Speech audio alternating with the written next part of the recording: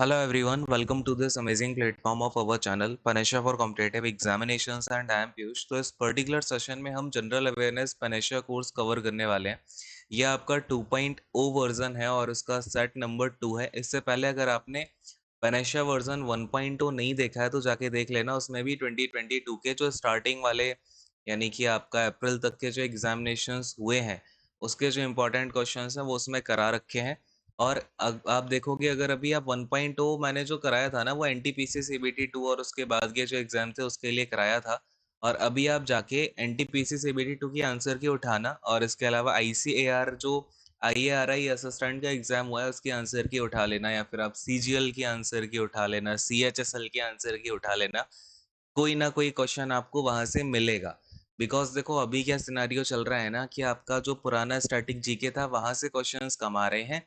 Recent exam में जो भी क्वेश्चन ये लोग दे रहे हैं ना उससे रिलेटेड इधर उधर की चीजों से बार बार उन्हीं क्वेश्चंस को रिपीट करके दे रहे हैं। जैसे कि सपोज करो इन्होंने इतना सा उस क्वेश्चन की यहाँ पे सरकमफ्रेंस या फिर इतने क्वेश्चन का एक एरिया था वहां से क्वेश्चन पूछ लिया। अगली बार ये क्वेश्चन उस क्वेश्चन से ही रिलेटेड इतना एरिया और है तो वहां से पूछ ले रहे हैं। ठीक है, तो ये चीज है, इसी को हम यहाँ पे कवर कर रहे हैं कि जो भी अनयूजुअल क्वेश्चंस हैं या फिर आपके कुछ इंपॉर्टेंट क्वेश्चंस हो गए उनको हम यहाँ पे डिटेल एक्सप्लेनेशन में देखने लग रहे हैं। अगर आपको नहीं पता है ये सीरीज क्या है क्या नहीं है तो इसके it is all about this series and I am Piyush. तो शुरू करते हैं इस सेशन को। ये आपका 2022 के जो भी एग्ज़ाम कंडक्टेड हुए हैं उनको लेकर के है, और जो भी आपके एसएससी के एग्ज़ाम्स है या फिर आपका सुप्रीम कोर्ट जेसीए वगैरह का एग्ज़ाम है उसको लेकर के है। ये हमने सेशन नंबर 1 में ये सारी चीज़ें कर ली थी। अगर आपने उसको कवर नहीं किया है तो जाके कर लेना, ठीक है। बहुत सारी चीज़ें वहाँ मैंने कराई हैं। अब सीधा आज के सेशन पे मूव ऑन करते हैं। इस वाले क्वेश्चन पे अभी थोड़ी देर में आऊँगा। पहले 6th वाला क्वेश्चन यहाँ से स्टार्ट करेंगे। देखो क्वेश्चन आपसे क्या बोल रहा है, ये क्वेश्चन देखो आया हुआ है आपके एग्जाम में। What is the dimension of hockey field.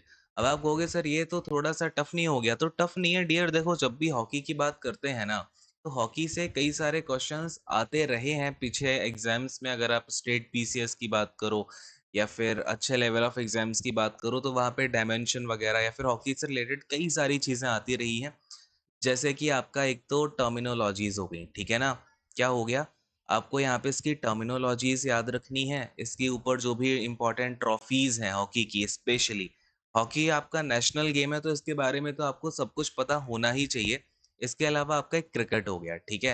Hockey और क्रिकेट, इनसे डायमेंशंस वगैरह पूछ ली जाती हैं इन दोनों गेम से, ठीक है, स्पेशली इन दोनों से। फिर एक आता है आपका फुटबॉल। ये 3 गेम है जो कि बहुत ही ज़्यादा इंपॉर्टेंट है। इनसे रिलेटेड टर्मिनोलॉजी या फिर आपका ट्रॉफीज हो गया या फिर इसकी आपका ये डायमेंशंस हो गई, तो ये पूछ ली जाती हैं, ठीक है, कोई बड़ी बात नहीं है। इसके अलावा इससे रिलेटेड थोड़ा सा करंट अफेयर भी आपके लिए बहुत ज़रूरी है। तो आपको पता ही है मेरा पढ़ाने का तरीका, मैं जब भी कोई चीज़ उठाता हूँ तो उसके बारे में पूरा हम कवर कर लेते हैं। तो अभी हमने हॉकी को उठाया तो हॉकी की हम टर्मिनोलॉजीज को देखेंगे, ट्रॉफीज को देखेंगे, उसका इंपॉर्टेंट करंट अफेयर देखेंगे। इसके अलावा जो भी हिस्ट्री में इंडिया से रिलेटेड इंपॉर्टेंट चीज़ें हुई हैं वो एक बारी नज़र डालेंगे, क्योंकि हॉकी की बात हो रही है तो ऑफ कोर्स आपको अच्छे से इसको देखना ही पड़ेगा, ठीक है। तो जो भी क्वेश्चन अब आपको हॉकी से बन सकता है उसको यहाँ पे फिनिश कर देते हैं। When I am talking about hockey field, तो हॉकी की जो फील्ड होती है या फिर इसे आप हॉकी की पिच भी बोल सकते हो, ठीक है। आगे हॉकी पिच करके भी एक बार ये क्वेश्चन आया हुआ है। तो इसकी जो आपका फील्ड की लेंथ होती है, और देखो क्या होता है, आपका हॉकी फील्ड इस तरीके से होती है, इस तरीके से, ठीक है। यहाँ पे आपका क्या होता है, ये आपका गोल करने के लिए रहता है। एंड तो अगर हम इसकी लेंथ की बात करें या डायमेंशंस की बात करें तो ये होता है आपका 100 यार्ड्स का, ठीक है। देखो क्वेश्चन आपका दो तरीके से आता है, एक तो मीटर में आपको ये दे रखा है यहाँ पे, एक होता है यार्ड्स में। तो इसकी जो लेंथ होती है वो होती है 100 यार्ड्स की, और जो विड्थ होती है वो होती है 60 यार्ड्स की। अब इसे अगर हम कन्वर्ट करेंगे मीटर में तो 100 यार्ड्स में होते हैं 91.4 मीटर और 60 यार्ड में होते हैं 55 मीटर। तो दोनों ही आपको ये याद रखना है क्योंकि क्वेश्चन दोनों तरीके से आ सकता है। 91.4 बाई 55 या फिर आपका 100 बाई 60 यार्ड्स में आपका ये मेजरमेंट होती है जो भी अपना हॉकी फील्ड है, ठीक है। इसकी क्लियर है इतनी सी बात। नाउ अगर मैं आपसे बात करूं कि सेंटर लाइन आपका देखो, जैसे ये हॉकी का फील्ड हो गया ना, बीच में क्या होता है आपका, एक सेंटर लाइन होती है। इस सेंटर लाइन के ऊपर एक टीम होगी, सेंटर लाइन की दूसरी तरफ दूसरी टीम होगी। अच्छा, कितने नंबर ऑफ प्लेयर्स होते हैं हॉकी में, ये भी याद रखना। नंबर ऑफ प्लेयर्स, तो ये होते हैं 11। दोनों साइड में कितने प्लेयर होते हैं, 11 प्लेयर्स होते हैं। और सेंटर लाइन में आपका क्या हो, देखो ये सेंटर लाइन हो गया, और फिर आपका यहाँ पे दो 25 यार्ड की लाइंस होती हैं, ठीक है। और जो गोल होता है आपका, जैसे ये जो गोल मैंने आपका बनाया यहाँ पे, तो गोल की जो विड्थ होती है ना, वो होती है 4 यार्ड्स की। यानी कि गोल की अगर मैं आपसे बात करूँ, यहाँ पे इसको उठा लूँ, तो 4/7 का होता है, ठीक है। 4/7 यार्ड्स में। और अगर मैं इसको मीटर में चेंज कर दूंगा, तो आपका ये हो जाएगा, देखो 4 तो ये आपका यार्ड्स में होता है, और 7 होता है आपका ये फीट में। क्लियर है, याद रखिएगा। 4 जो मैंने आपको यार्ड्स बताया, ये क्या है, इसकी विड्थ है, ठीक है। ये है इसकी विड्थ, और ये है आपका इसकी लेंथ। तो ये याद रखिएगा। ये क्या बताया मैंने, इसको हॉकी के जो गोल पोस्ट होता है ना, उसके बारे में, गोल का जो बेसिकली आपका एरिया कवर होता है उसके बारे में बताया। एंड ये सेमी सर्कल के शेप में रहेगा, लेकिन जो पूरी जो लेंथ को कवर करेगा वो इतनी होगी, 4/7 की। नाउ 4 यार्ड्स में कितने मीटर, तो 3.66 मीटर्स होते हैं। और अगर हम 7 फीट की बात करें, तो 7 फीट में होते हैं 2.13 मीटर, ठीक है। ये थोड़ा सा माइंड में रख लेना, क्वेश्चन ज़्यादा आता नहीं है, लेकिन एक बार माइंड में रखना ज़रूरी है। राइट। और अब देखो, अगर हम यहाँ पे बॉल की बात करें, ठीक है। आपका क्या होता है, देखो हॉकी में एक तो बॉल यूज होती है, और होती है आपकी दूसरी हॉकी स्टिक, ठीक है। हॉकी स्टिक यूज होती है।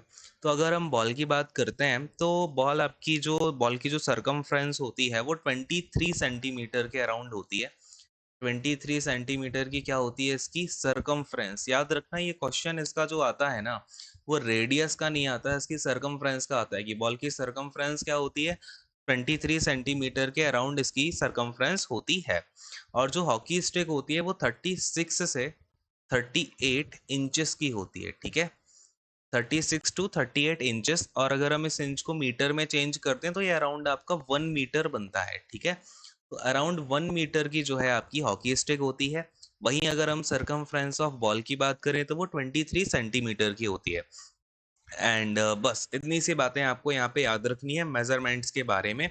बहुत ज़्यादा चीज़ें नहीं देखना है, ठीक है। जो बेसिक बेसिक चीज़ें होती हैं, कि भाई बैट बॉल हो गया। अब देखो,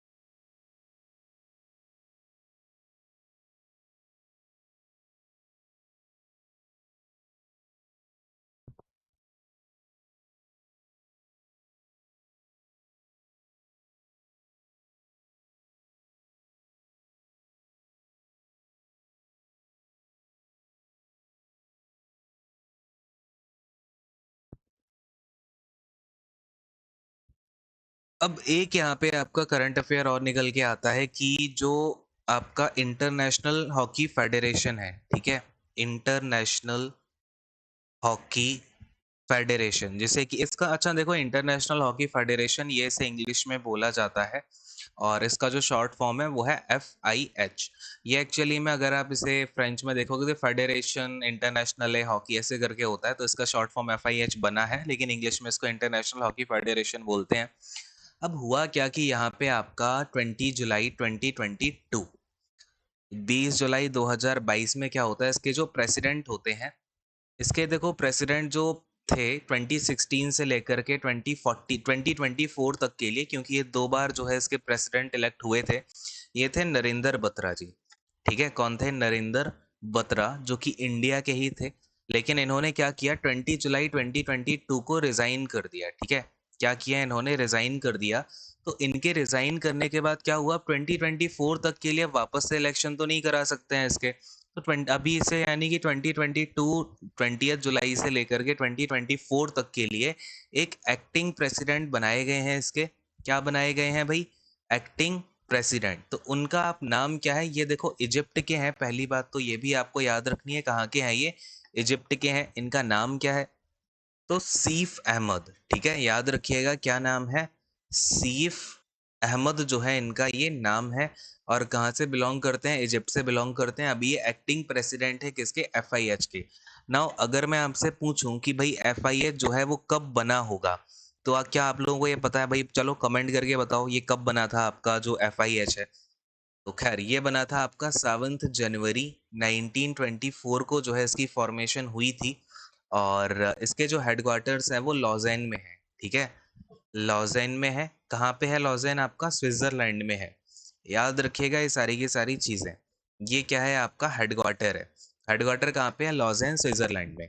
इतनी सी कहानी क्लियर है। देखो कितनी सारी चीज़ें जुड़ती चली गई हैं। अभी आपका एक करंट अफेयर भी इससे कवर हो गया।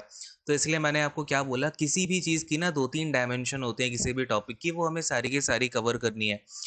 अब अच्छा ये याद रखना, मैंने आपको बोला 1975 में जीती थी, यानी कि 1975 में गोल्ड मेडल मिला था वर्ल्ड कप में। ठीक है, जो आपका हॉकी का वर्ल्ड कप हुआ है, लेकिन इसको इंडिया को जो है अभी जो इंडियन हॉकी टीम है, एक बार सिल्वर और एक बार ब्रोंज भी मिल चुका है। ये एक बार अगर याद रखना चाहो तो रख लेना। 1973 में क्या मिला था हमको? सिल्वर मिला था।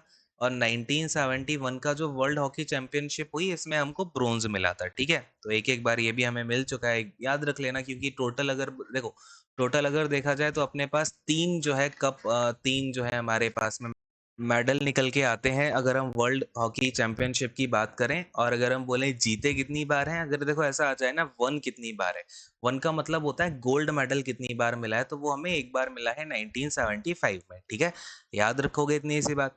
अच्छा, अभी जो हमारी इंडियन हॉकी टीम है, मेंस इंडियन हॉकी टीम है, उसके कैप्टन का नाम क्या है? तो याद रखना, क्योंकि अभी ओलंपिक्स हुए हैं, उसमें काफ़ी अच्छा परफॉर्मेंस रहा है। तो मनप्रीत सिंह जो है वो कैप्टन है इंडियन हॉकी टीम के। क्लियर है? एंड अगर हम वुमेन्स हॉकी टीम की बात करें, तो इसकी कैप्टन है सविता पूनिया। ठीक है, ये भी आप नाम याद रखिएगा, सविता पूनिया। तो ये क्या है? आपकी वुमन इंडियन हॉकी टीम की कैप्टन है। अब यहाँ पे आप क्या करोगे? ये जो मैंने आपको अभी वर्ल्ड ये जो बताया है ना, 1975 में जीते हैं, 1973 में, ये है आपका मेंस का। क्योंकि जो वर्ल्ड कप होता है ना, हॉकी का वर्ल्ड कप होता है, उसमें वो मेंस का भी होता है, वुमेन का भी होता है। लेकिन वुमेन में क्योंकि हमने अभी तक कोई भी मेडल नहीं जीता है, गोल्ड मेडल वगैरह, तो उसमें उसके ज़्यादा क्वेश्चंस आते भी नहीं है। इसलिए आपको अभी ये मेंस वाले की ही टाइमलाइन याद रखनी है। माइंड में सब कुछ क्लियर होता जा रहा है ना? चलिए खैर, अब हम यहाँ से मूव ऑन करेंगे। जो भी इंपॉर्टेंट ट्रॉफीज हैं आपकी हॉकी की। अरे, एक क्वेश्चन आपका आया हुआ है कि इंडियन मेंस, सॉरी वुमेन नहीं, इंडियन मेंस हॉकी टीम, ये जो आपका है इंडियन मैन हॉकी टीम, इसके जो हेड कोच हैं इनका नाम क्या है? क्योंकि एक्चुअली जब से हम ओलंपिक्स में अभी जीते हैं, तो जब से मेडल आया है अपने को ओलंपिक्स में हॉकी का, तो ये क्वेश्चन उसके बाद एक एग्जाम में देखने को मिला कि हेड कोच का नाम क्या है, तो ये है ग्राहम रीड। ठीक है, याद रखिएगा कौन है? Graham read. बाकी की सारी चीजें आपको मैंने बता ही दी हैं, तो इतना इनफ है। नाउ अब हम बात करेंगे जो भी आपकी इंपॉर्टेंट ट्रॉफीज हैं। ठीक है, ट्रॉफीज जो है आपका किसके लिए? हॉकी के लिए। तो एक एक करके देखो लिखते जाओ और अभी के अभी आपको याद भी हो जानी चाहिए। क्लियर है? सबसे पहला आपके सामने आ जाता है बेटन कप। ठीक है, कौन सा है? Beighton Cup. दूसरा आपके सामने आ जाता है रंगास्वामी कप, सबसे ज्यादा पूछा जाने वाला क्वेश्चन है। ठीक है, जो भी अभी लिखा रहा हूँ ना, ये सारे के सारे यार पूछे जा चुके हैं। ठीक है, और यही पूछे जाते हैं, इससे आगे नहीं आएगा। रंगास्वामी कप हो गया, इसके अलावा आपका आगा खां कप हो गया। ठीक है, कौन सा? आगा खां कप। तो याद रखिएगा, आगा खां कप किसका है? हॉकी का है। थर्ड नंबर पे आ जाता है आपका ध्यानचंद ट्रॉफी। तो ये तो किसी को, अब देखो इसमें तो कंफ्यूजन होना ही नहीं चाहिए। जब जब ध्यानचंद जी का नाम लिया जाएगा, मेजर ध्यानचंद, तो उनका नाम जो है वो हॉकी से जुड़ा ही रहेगा, बिकॉज उनको क्या बोला जाता है भाई? हॉकी के जादूगर हैं वो। ठीक है, और इसके बाद आते हैं आपका नेहरू ट्रॉफी। ठीक है, नेहरू ट्रॉफी में कई सारे बच्चे कंफ्यूज रहते हैं, तो याद रखिएगा नेहरू ट्रॉफी किससे रिलेटेड है? ये आपका हॉकी से रिलेटेड है। फिर आती है आपकी यहाँ पे महाराणा रणजीत सिंह ट्रॉफी। ठीक है, कौन सी? महाराणा रणजीत सिंह ट्रॉफी। रणजीत सिंह ट्रॉफी। तो जो महाराणा रणजीत सिंह ट्रॉफी है, ये भी आपका किससे रिलेटेड है? हॉकी से रिलेटेड है। इसके अलावा आपका आ जाता है सिंधिया गोल्ड कप। ठीक है, सिंधिया गोल्ड कप। याद रखना, सिंधिया गोल्ड कप किससे रिलेटेड है? ये भी अगेन हॉकी से है, पूछा गया क्वेश्चन है ये, और कई बार इसमें कंफ्यूजन होता है, तो कंफ्यूज मत होना अभी। ठीक है, फिर आता है मुरुगप्पा गोल्ड कप। कौन सा आता है भाई? Murugappa gold cup. ये भी अगेन हॉकी से रिलेटेड है। एट्थ नंबर की अगर हम यहाँ पे बात करें, तो फिर आपका वेलिंगटन आ जाता है। ठीक है, वेलिंगटन गोल्ड कप। क्लियर है? या फिर इसको वेलिंगटन कप भी बोलते हैं, तो कंफ्यूज मत होना कि गोल्ड कप आ गया तो दूसरा है क्या, या फिर अकेला कप लिखा है तो दूसरा है क्या। दोनों सेम ही सेम चीज़ है। वेलिंगटन हो गया। फिर नेहरू जी का नेहरू कप मैंने बता दिया। फिर एक है आपका इसमें इंदिरा गांधी गोल्ड कप। ठीक है, Indira Gandhi gold cup. Clear है? तो ये भी याद रखना। अब ये जो सारे के सारे कप हैं आपका, ये तो हो गए, चलो आपके ट्रॉफीज हो गए, लेकिन अब ना स्पेशल क्वेश्चन पूछे गए हैं आपके कि वुमन कप के बारे में। ठीक है, जो है आपके वुमन कप, यानी कि ये जो आपके टूर्नामेंट्स होते हैं या फिर ये जो ट्रॉफीज हैं, ये सिर्फ वुमन के लिए हैं। तो ये कौन कौन सी हैं एक बार देखेंगे। सबसे पहले आपका आ जाता है इसमें गुरु नानक चैंपियनशिप। ठीक है, गुरु नानक चैंपियनशिप। तो ये किसके लिए है? ये वुमन के लिए है। हॉकी के अंदर आपका एक जो कप होता है या फिर ट्रॉफी होती है। देन आपका सेकंड नंबर पे आ जाता है इसमें लेडी रतन टाटा ट्रॉफी। ठीक है, लेडी रतन टाटा ट्रॉफी। तो ये आपको अब इसमें दिख ही रहा है, लेडी लिखा हुआ है, तो लेडी यानी कि आपका ये वुमन के लिए ही होगा। देन थर्ड नंबर पे आता है आपका बेगम रसूल, सबसे ज्यादा पूछा गया क्वेश्चन वुमन के बारे में। तो ये कौन सा है? बेगम रसूल ट्रॉफी। बेगम रसूल ट्रॉफी आपका किसके लिए है? सबसे पहली बात तो हॉकी के लिए है, फिर उसमें भी वुमन के लिए। क्लियर है? ये तीनों याद रखिएगा, यही तीनों आपके पूछे जाते हैं। तो ये हो गए आपके सारे के सारे इंपॉर्टेंट जो भी ट्रॉफीज या कप रिलेटेड है हॉकी से। अब आपने यहाँ पे देखा मेजर ध्यानचंद ट्रॉफी के बारे में, तो अब यहाँ पे कई सारे फैक्ट हैं जो कि मेजर ध्यानचंद जी के बारे में पूछे जाते हैं एग्जामिनेशन में, उसको भी कवर करेंगे, बिकॉज अभी हम यहाँ पे हॉकी की बात कर ही रहे हैं। तो भाई मेजर ध्यानचंद जी की बात करते हैं। मेजर ध्यानचंद। तो जब हम मेजर ध्यानचंद जी की बात करते हैं, आपके सामने ना तीन चार क्वेश्चंस जो है वो बिल्कुल तैयार खड़े रहते हैं। सबसे पहला है आपका national sports day. National sports day यानी कि जो हमारा नेशनल स्पोर्ट्स डे इंडिया का जो मनाया जाता है, वो कब मनाया जाता है? तो ये मनाया जाता है हर साल 29 अगस्त को। और 29 अगस्त को हम क्यों मनाते हैं? क्योंकि हम मनाते हैं यहाँ पे इनकी जो मेजर ध्यानचंद जी हैं, ये पैदा हुए थे 29 अगस्त 1905 को। क्वेश्चन पूछा गया है ये कहाँ पे पैदा हुए थे, तो प्रयागराज में। आज के टाइम पे प्रयागराज है, उस समय का इलाहाबाद था। तो ये प्रयागराज में पैदा हुए थे 1905 में। और 29 अगस्त क्योंकि हम हर साल इनकी जयंती मनाते हैं, किस रूप में? नेशनल स्पोर्ट्स डे के रूप में। ठीक है, याद रखिएगा बहुत अच्छे से। अब इनके नाम पे ही हमने क्या किया है अभी, जो राजीव गांधी खेल रत्न अवार्ड हुआ करता था, उसका नाम चेंज करके अब क्या कर दिया गया है? मेजर ध्यानचंद खेल रत्न अवार्ड। ठीक है, तो ये भी अब याद रखना है आपको। और इसके अलावा इन्होंने जो है 3 बार ओलंपिक में गोल्ड मेडल जिताया है इंडिया को। कौन कौन से? 1928 का जो ओलंपिक हुआ था, 1932 का, 1936 का, यानी कि लगातार इन्होंने 3 बार जो है ओलंपिक में गोल्ड मेडल इंडिया को जिताया। तो अब आप समझ सकते हो इनका कितना ज़्यादा हमारे लिए इम्पोर्टेंस है। ठीक है, तो इतनी सी बातें आपको यहाँ पे याद रखनी है। और इनको पद्म भूषण मिला था 1956 में। अब आप कहोगे सर आप इतना पुराना पद्म भूषण का क्वेश्चन क्यों बता रहे हो? अभी आपको आगे पता चलेगा, रिसेंट एग्जाम में ही पीछे के सालों का लेकर के पद्म भूषण पूछा गया। तो जो भी हमारी महान हस्तियां हैं ना, उनको जो भी अवार्ड्स मिले हैं उनके बारे में हमें यहाँ पे पता होना चाहिए। आजकल ऐसे क्वेश्चंस घुमा फिरा के पूछ रहा है। ठीक है, तो मेजर ध्यानचंद को पद्म भूषण मिला, कौन से ईयर में मिला? 1956 में। इतनी सी बात क्लियर है क्या? ये सारी कहानी आपको याद रखनी ही पड़ेगी। अच्छा अच्छा, अब हमारा ये कंप्लीट हो गया।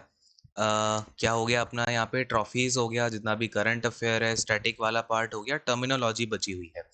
तो हॉकी में जो भी यूज़ की जाने वाली इंपॉर्टेंट टर्मिनोलॉजी है उसकी बात कर लेते हैं। टर्मिनोलॉजी, टर्मिनोलॉजी का मतलब क्या होता है? किसी भी गेम के अंदर अगर आपके कुछ वर्ड्स यूज़ किए जाते हैं, यानी कि कुछ एक्शंस होंगे उस गेम के अंदर, तो उन एक्शंस को लेके अलग अलग वर्ड्स यूज़ किए जाते हैं। उन वर्ड्स को बोला जाता है terminologies of that particular game. Hockey की टर्मिनोलॉजी की बात करेंगे, जितने भी आपके पास्ट ईयर में क्वेश्चंस आए हुए हैं, इंपॉर्टेंट टर्मिनोलॉजीज जो हैं वो मैं आपको लिखा रहा हूँ, अच्छे से याद रखना। सबसे पहला होता है बुली। अब हर टर्मिनोलॉजी को एक्सप्लेन तो नहीं कर पाऊंगा, लेकिन आपको इनको लिख लेना है, याद रखना है, एग्जाम पॉइंट ऑफ व्यू से बहुत ज़्यादा इंपॉर्टेंट है। ठीक है, फिर आता है आपका शॉर्ट कॉर्नर। शॉर्ट कॉर्नर सारे एग्जामिनेशन में पूछे गए क्वेश्चंस हैं ये। ठीक है, इसके बाद में आपका गोल तो होगा ही। ठीक है, तो इसमें मैं लिखा नहीं रहा हूँ कि भाई गोल अलग से लिखा हूँ। फिर आपका पेनल्टी कॉर्नर इसमें भी होता है। देन इसके अलावा आपका पुश इन होता है इसमें, पुश इन। देन होता है आपका कट। ठीक है, फिर एक स्कूप भी होता है। स्कूप ये कई बार पूछा जा चुका है, याद रखिएगा इसको। देन ड्रिबल करते हैं। ठीक है, ड्रिबल हो गया। और फिर आपका एस्ट्रो टर्फ। ठीक है, ये याद रखना, एस्ट्रो टर्फ ये भी आपका कई बार पूछा जा चुका है कि एस्ट्रो टर्फ की जो एस्ट्रो टर्फ वर्ड है या फिर जो एस्ट्रो टर्फ टर्म है, ये कौन से गेम में यूज किया जाता है? तो हॉकी में। Then sudden death. ठीक है, सडन डेथ ये भी आपका टर्मिनोलॉजी कहाँ पर यूज की जाती है? तो हॉकी में। देन आपका कैरीड होता है। ठीक है, कैरीड। और अगर मैं स्टिक बोलूं तो अब आपको ये तो समझ में आ ही जाएगा कि स्टिक किस में यूज होगी। भाई स्टिक आपकी यूज होती है जो अपना ये हॉकी का गेम है ना। फिर इसमें आपका हो जाता है कैरीड। ठीक है ना, क्या हो गया भाई? कैरीड। तो कैरीड भी इंपॉर्टेंट टर्म है। Then striking circle. Striking circle ये भी आपके लिए काफी इंपॉर्टेंट है। फिर आता है इसमें एक अंडर कटिंग। अंडर कटिंग, तो याद रखना अंडर कटिंग भी आपका किस में यूज किया जाता है? भाई हॉकी में यूज किया जाता है। इसके अलावा तो बस यही याद रखो। ठीक है, यही कुछ इंपॉर्टेंट टर्म्स हैं जो कि कई बार पूछे जाते हैं।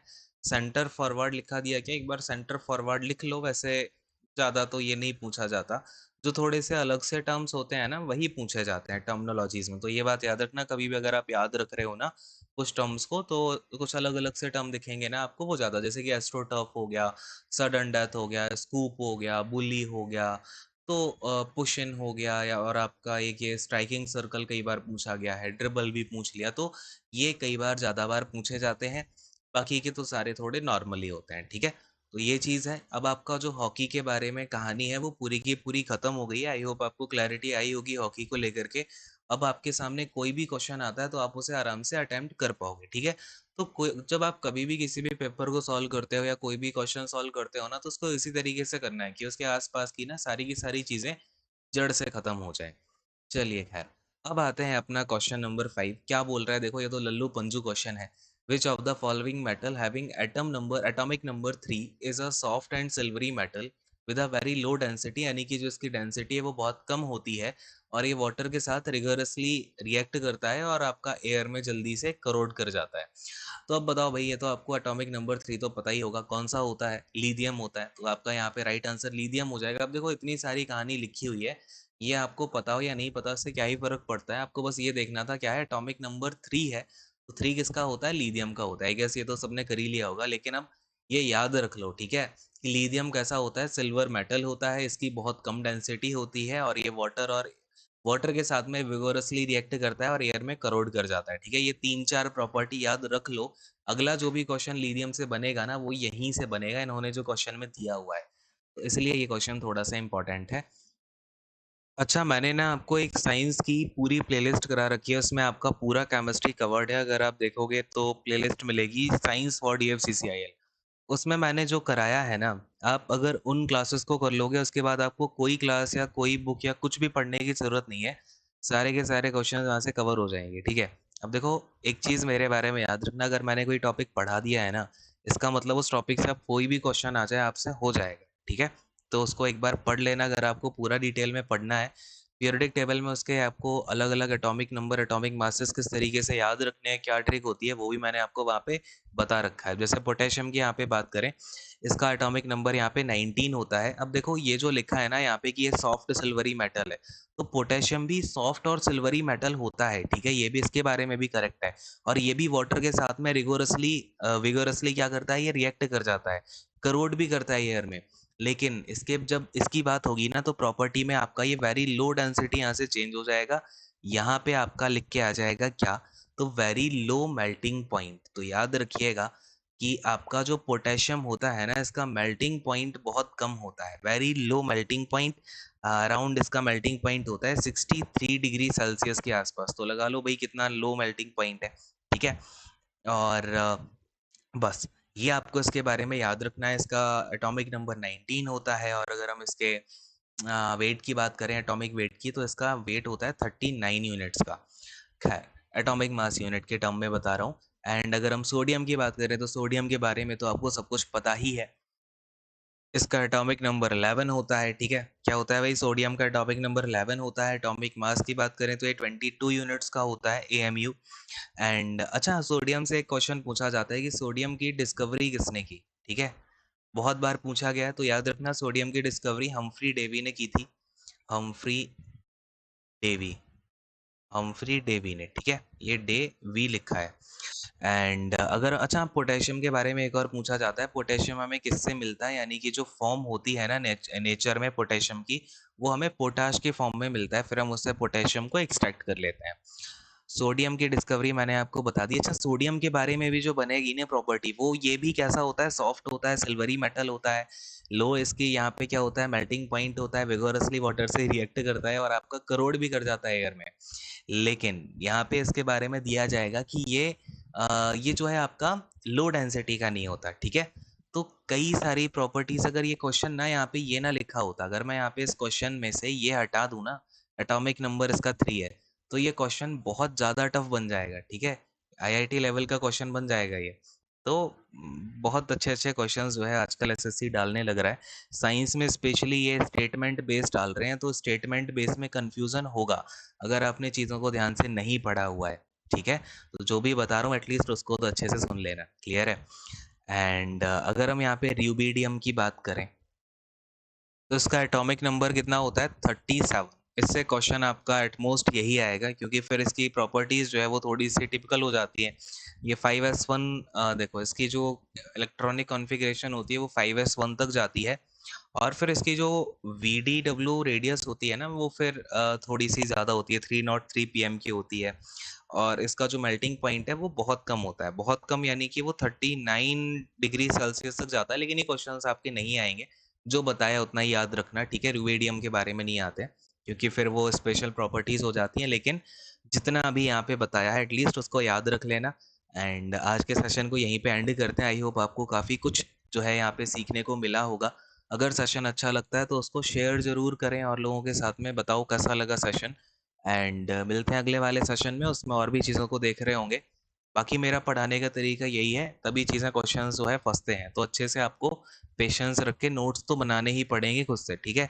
इस एक्सपेक्टेशन में मत रहना कि मैं पीडीएफ दूंगा, ये दूंगा, वो दूंगा। चुपचाप से नोट्स को बनाओ, वही आपको फ़ायदा देगा। डीएफसीसीएल में इतने सारे सिलेक्शन दिए हैं क्योंकि उनको ना मैंने उनको एक सिंगल पीडीएफ नहीं दी, उन्होंने बैठ के चुपचाप से नोट्स खुद बनाए, सारी चीज़ें समझी हैं, तब जाके सिलेक्शन इतने निकल के आए हैं, ठीक है? कि अराउंड 60% टोटल वैकेंसीज के सिलेक्शन हमने दिए हैं। तो उसका रीज़न यही है कि मेहनत भी करवाता हूँ मैं काफ़ी। मेहनत अगर करनी आती है तभी आप देखो, मेहनत का कोई सब्स्टिट्यूट होता नहीं है। अगर आप अभी मेहनत नहीं करोगे तो फिर कल परसों करनी पड़ेगी या एग्जाम के टाइम करनी पड़ेगी। बेटर है अभी से करते हुए चलो, ठीक है। तो फिलहाल इस सेशन को यहीं पे एंड करता हूँ। आई होप आपको क्लियर हो गया होगा सब कुछ। Thank you so much, God bless you all, take care and bye bye.